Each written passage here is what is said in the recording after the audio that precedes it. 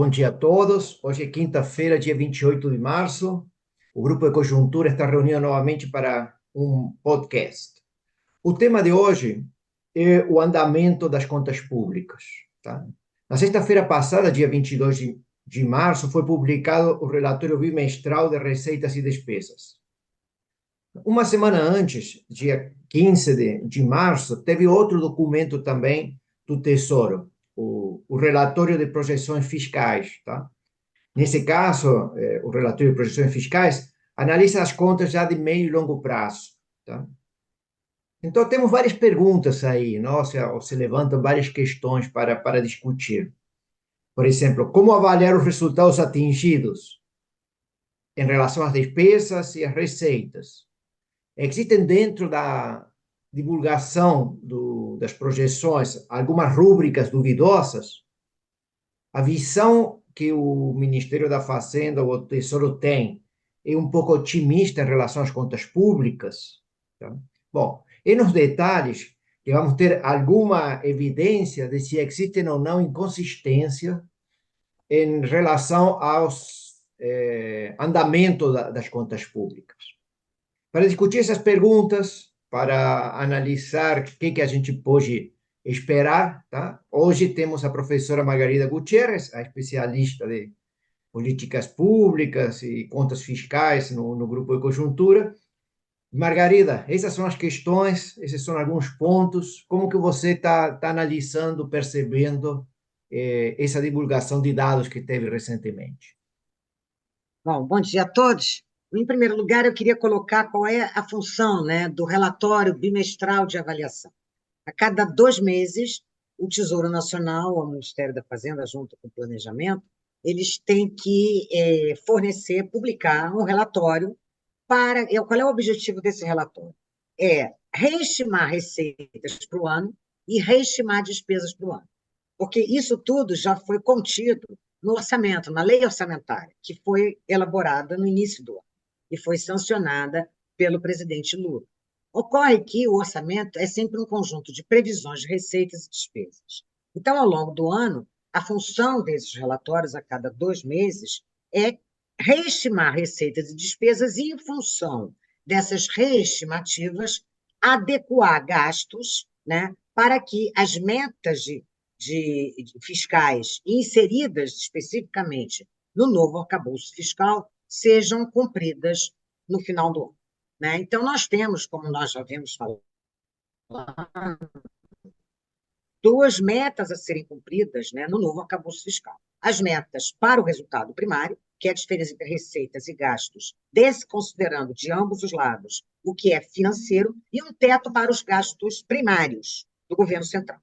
Então, para compatibilizar o atingimento dessas duas metas, é preciso, em alguns casos, contingenciar ou bloquear recursos.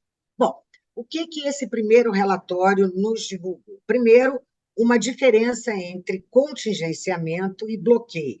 Uma diferença que até então não vinha sendo nunca colocada pelo Ministério da Fazenda, né? E pela primeira vez foi colocada essa diferença. A princípio, eu olhei essa diferença do ponto de vista prático, não há nenhuma diferença, mas eu vou aqui colocar o que foi dito pelo Ministério da Fazenda. O contingenciamento se refere a uma frustração de receitas que coloque em risco a meta de resultado primário.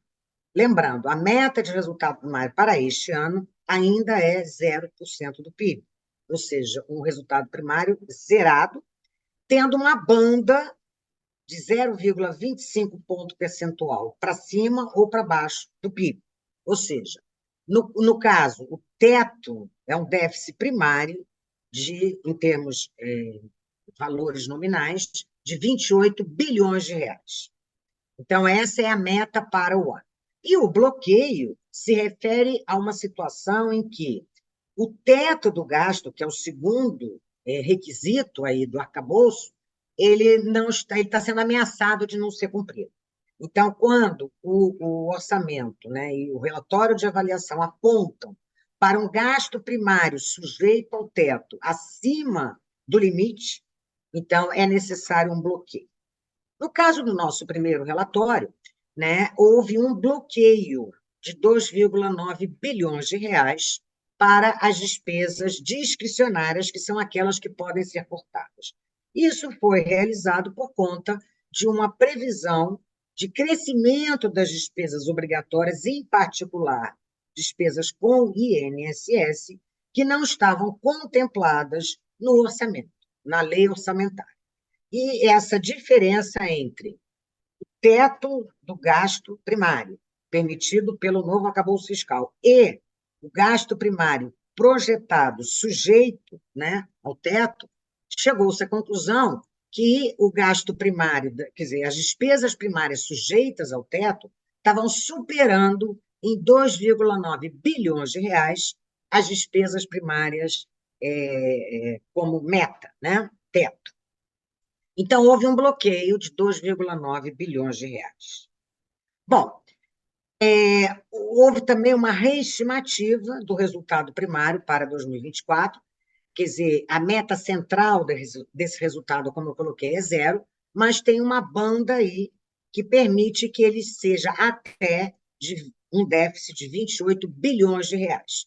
E a Fazenda reestimou o resultado primário para um déficit de 9,3 bilhões de reais até o final do ano, quer dizer, ao longo de 2024. Então, com isso, essa meta estaria perfeitamente atingível. Quer dizer, tudo aquilo que está sendo projetado está dentro, atinge o requisito resultado meta primário, né? Bom, vamos falar um pouquinho agora sobre se isso, quer dizer, esses números, o que eles nos dizem. Ano passado, a receita primária PIB foi de 17,5% do PIB, governo central.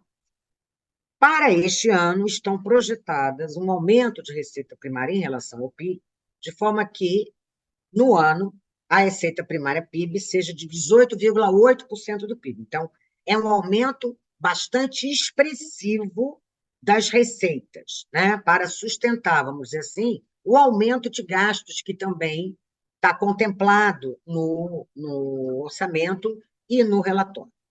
No ano passado, nós fechamos um gasto primário PIB do governo central, exclusivo e precatórios, em 18,9% do PIB. Os precatórios extras, né, que foram pagos por decisões do STF, em 92,4 bilhões de reais, representam 0,9% do PIB.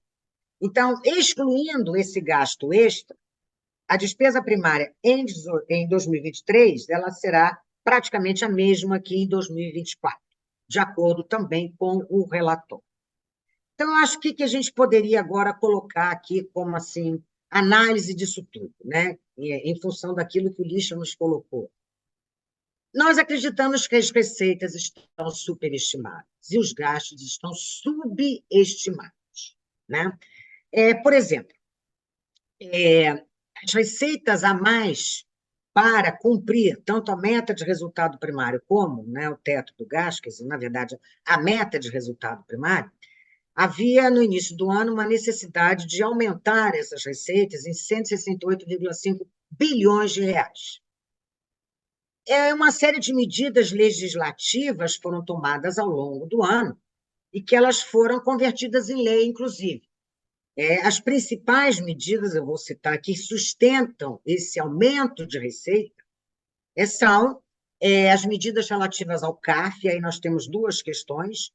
O voto de qualidade do CARF significa, em caso de empate, né, a União, a Receita Federal, decide a favor, evidentemente, da Receita Federal, contra aquele contribuinte.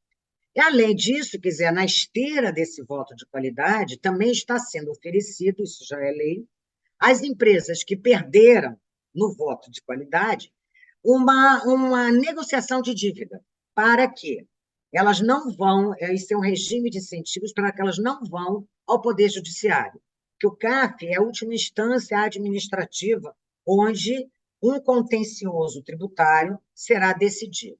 A partir dali, a empresa que não ficou satisfeita com o resultado, ela tem que ir ao judiciário.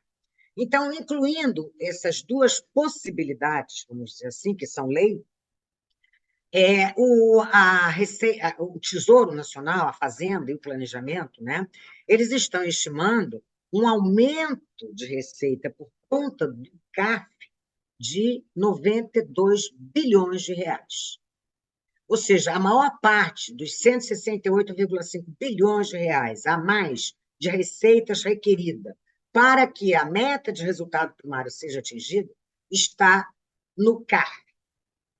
Uma outra coisa que também chamou atenção na projeção de aumento de receitas aí por conta de medidas legislativas, e a maior parte delas já convertidas em lei, é que as subvenções para investimentos, por exemplo, toda aquela exclusão do ICMS sobre o cálculo de contribuição social sobre o lucro líquido, né, que acabou, que agora não é mais permitido, né, fazer essa exclusão para fins de pagamento de contribuição social sobre o lucro líquido, também tem aqui uma projeção de receita vindo dessa decisão de 35,3 bilhões de reais. Né? Então, nos parece também uma superestimativa. E uma terceira colocação que eu queria colocar, que tem a ver também com esse aumento aí de receitas, é considerar a extinção do programa PERSE, que é um programa de incentivos tributários que recentemente foi aprovado pelo Congresso, que ele vigore até 2026. Esse programa foi implementado durante a pandemia para o setor hoteleiro e turismo.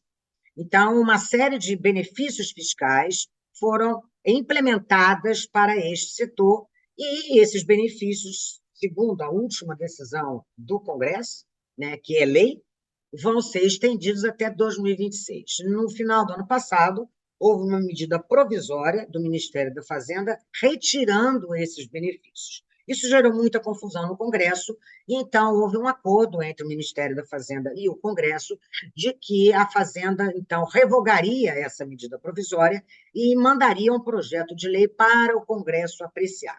Ocorre que isso está em plena negociação, né? Então, o aumento da receita por conta da extinção do programa PES também foi incluído aqui como um aumento de receita de 6 bilhões de reais para os cofres públicos. Né? Então, nós temos aqui, em princípio, uma superestimativa de receitas. Né? E, às vezes, as diferenças são muito grandes. Os analistas e mesmo nós temos projetado aí um aumento de receitas por conta dessas medidas legislativas em torno de, no máximo, 90 bilhões de reais. E a Fazenda, de acordo com esse relatório recentemente publicado, prevê um aumento de 168,3 bilhões de reais.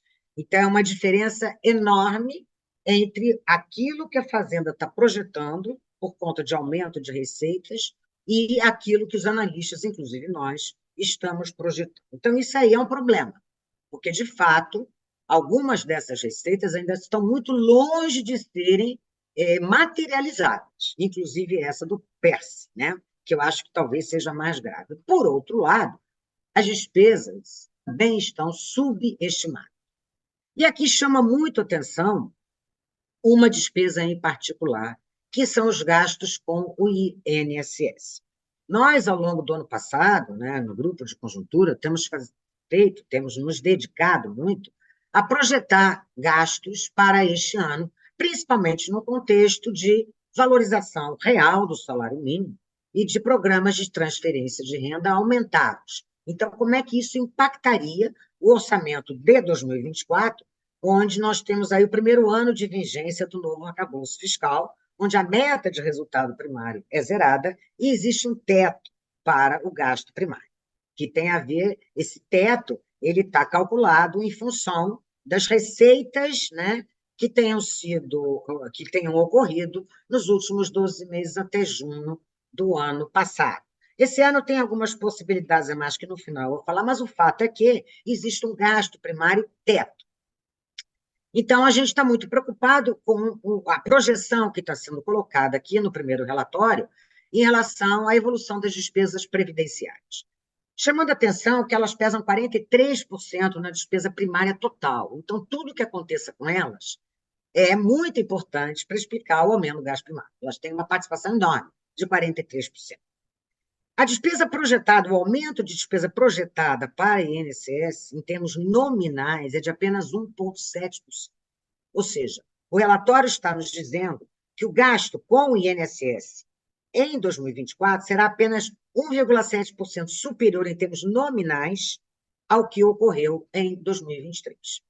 Bom, a gente faz muitos cálculos, mas eu vou colocar um cálculo muito simples, né? Nós temos aí uma folha de INSS, né, onde o impacto do salário mínimo sobre ela é de 42%, ou seja, 42% da folha INSS é salário mínimo. O salário mínimo este ano cresceu em termos reais 3%. Então, aí a gente já vê que há um aumento real do INSS que não está contemplado no orçamento. Uma despesa que aumente 1,7% em termos nominais significa uma queda em termos reais, porque a inflação esse ano, considerando aí uma inflação de média de 3,5%, de 3,4%, né, ela já coloca essa despesa com um decréscimo em termos reais. Então, uma variação nominal de 1,7% nos parece muito pequena. Por outro lado, nós temos aí, historicamente, nos últimos anos, mais recentemente, um aumento do número de beneficiários nessa rubrica para aposentadoria de 3% ao ano. Lembrando que a população brasileira está envelhecendo a um ritmo muito maior daquilo que a gente projetava há 4, 5 anos atrás. Inclusive, os dados do Censo Demográfico, né, de 2020 corroboram isso. 2022, desculpa. Então, somando 3% de salário mínimo que pesa em 42% da folha INSS, com o aumento do número de beneficiários de 3%, nós fizemos o cálculo e vimos que a despesa INSS, a contribuição desse item para o aumento da despesa primária, em termos reais, é de 1,8%. Em termos reais, ou seja, um acréscimo de 1,8% acima da inflação. Então, isso já nos coloca aqui numa situação em que a gente, com certeza, pode afirmar que esse gasto, que é o principal gasto, está muito subestimado. O Ministério da Previdência tem dito, né, que uma das maneiras de reduzir esse gasto é fazer um pente fino no INSS. Tudo bem, isso é muito lícito sempre, né? Quais são os gastos com o INSS que são fora da lei? Então, esse pente fino é muito bem-vindo, mas, na verdade, o que, inclusive, o Ministério está dizendo que pretende aumentar aí, ou reduzir o gasto, são 10 bilhões de reais. A gente está falando de uma despesa que são 900 bilhões de reais no ano de 2024. Então, isso, na verdade, 10 bilhões de reais em cima dessa montanha de despesa é mínimo o ajuste que poderá ser feito, né, a partir de um pente fino. Com relação ao benefício da prestação continuada, ou a lei do idoso, o aumento nominal projetado está mais ou menos dentro dos parâmetros, 11,5% em termos nominais. Mas essa despesa contribui apenas com 4,4% da despesa primária total. Então, na verdade, embora a estimativa nos pareça dentro daquilo que pode ser uma realidade, fidedigna, vamos dizer assim, mas aí o gasto ele é muito pequenininho, né? Uma outra coisa que chama atenção também são as despesas com pessoal. Elas pesam 17% na despesa primária total, e aqui o aumento projetado para esse ano é apenas de 3%. Então, a gente sabe que tem uma pressão muito grande aí, de valorização, inclusive, do salário do funcionário público, é uma intenção do governo, e os servidores públicos já estão se mobilizando para, eventualmente, conseguir algum acréscimo de salário, alguma recomposição salarial. Bom, em suma, nós temos aí um relatório que, na verdade, ele nos diz pouco sobre a realidade dos números, né? Receitas muito superestimadas e despesas, especialmente INSS, subestimadas. Há uma possibilidade, em maio desse ano, que o novo arcabouço abriu essa possibilidade apenas para esse ano, que esse gasto primário, que hoje tem um teto aí de 2,1 trilhões de reais, desculpa, possa ser incrementado em 15 bilhões de reais por conta de uma estimativa de receitas superiores àquelas que vêm sendo programadas, esperadas, vamos dizer assim. E aí, então, o gasto primário poderá, ao invés de crescer 1,7% acima da inflação, de acordo com as novas regras do arcabouço, poderá sim crescer o máximo, que são 2,5 bilhões de reais. Isso, nas nossas estimativas, daria um acréscimo de 15 bilhões de reais para o gasto primário teto. E aí a grande discussão é: isso vai ser alocado em que rubrica? Então, é um conforto que o governo tem até o final do ano, mas há uma disputa muito grande por aumentos aí de rubricas no orçamento. Então, temos que esperar aí qual será a decisão do Ministério da Fazenda e do Planejamento. Mais ou menos, Lixa, era isso que eu queria colocar do arcabouço e do relatório, né?